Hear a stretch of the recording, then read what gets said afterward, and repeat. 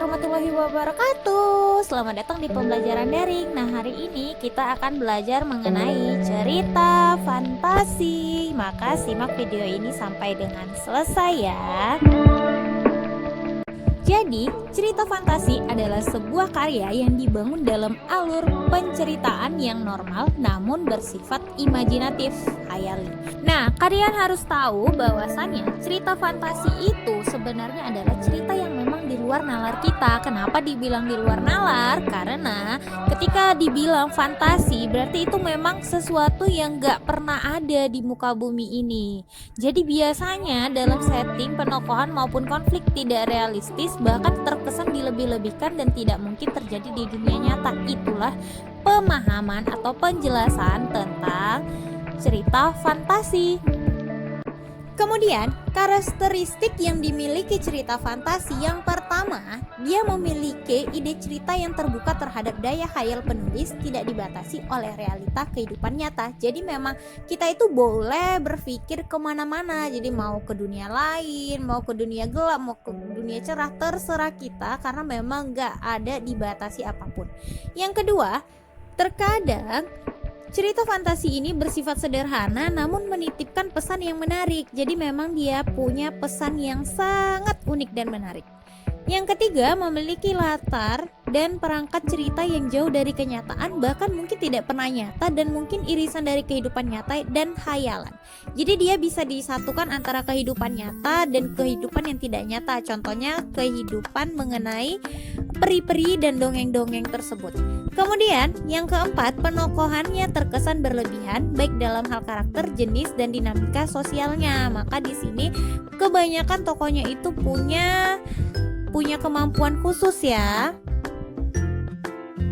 Selanjutnya, ciri-ciri cerita fantasi. Jadi ciri-cirinya itu yang pertama, dia terdapat keajaiban, kemisteriusan, dan keanehan dalam cerita. Jadi memang ceritanya itu selalu unik dan memang gak bisa ditebak ya. Kemudian, ide cerita yang penuh dengan khayalan. Jadi bisa aja kayak menembus dinding dan lain sebagainya. Jadi selanjutnya yang ketiga, menggunakan berbagai latar, lintas ruang dan waktu yang tidak terikat oleh apapun. Terkadang latarnya juga nggak nyata. Jadi itu tadi kayak misalnya hari ini kita itu ke dunia lain atau ke mesin waktu yang sebelumnya kan itu nggak nyata kan. Jadi itu contohnya ya. Yang keempat, tokoh yang unik mempunyai kesaktian. Jadi kalau dia bisa terbang atau dia bisa menembus waktu dan sebagainya itu sangat sering muncul. Dan yang terakhir, dia bersifat fiksi karena dia memang cerita fiksi.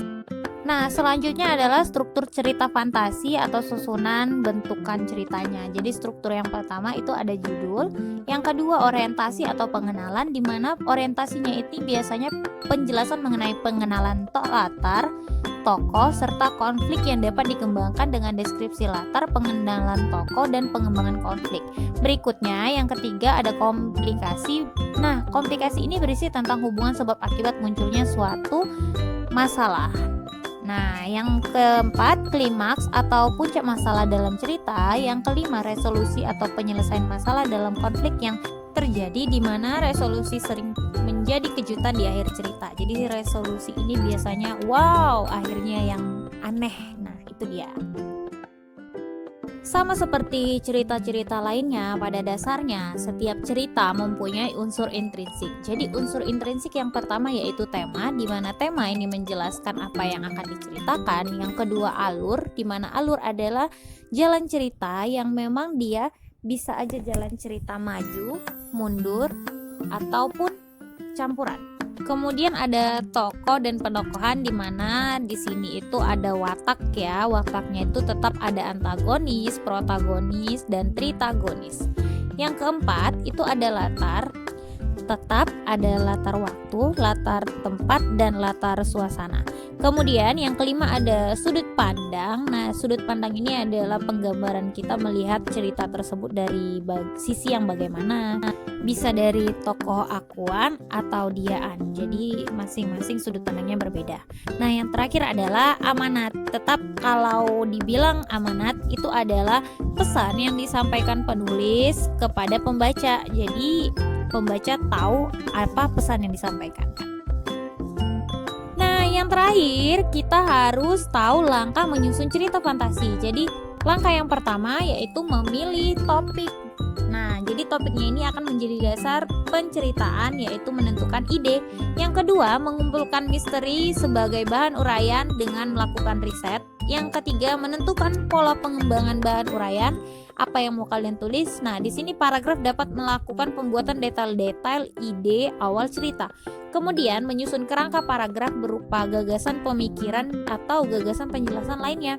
Yang terakhir, mengembangkan kerangka paragraf menjadi kalimat yang padu serta tersusunlah sebuah cerita yang baik. Itu dia tadi pemahaman dan penjelasan kita tentang cerita fantasi.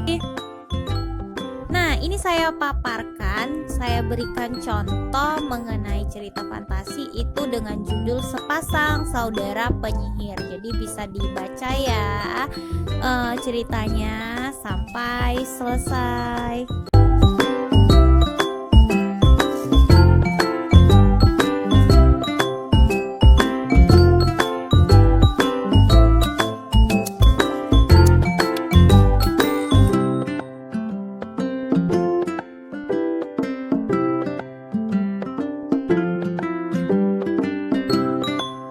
Setelah membaca cerita tersebut, itu terdapat 4 paragraf ya. Jadi dari keempat paragraf cerita itu, kalian masuk ke bagian tugas. Nah, jadi tugasnya itu adalah berikan amanat tanggapan kalian mengenai cerita tersebut, serta sampaikanlah apa saja unsur intrinsik yang ada dalam cerita tersebut. Nah, itu tadi tugasnya, jangan lupa dikerjakan dan semangat terus belajarnya. Sampai ketemu di pertemuan berikutnya. Assalamualaikum warahmatullahi wabarakatuh. See you, bye.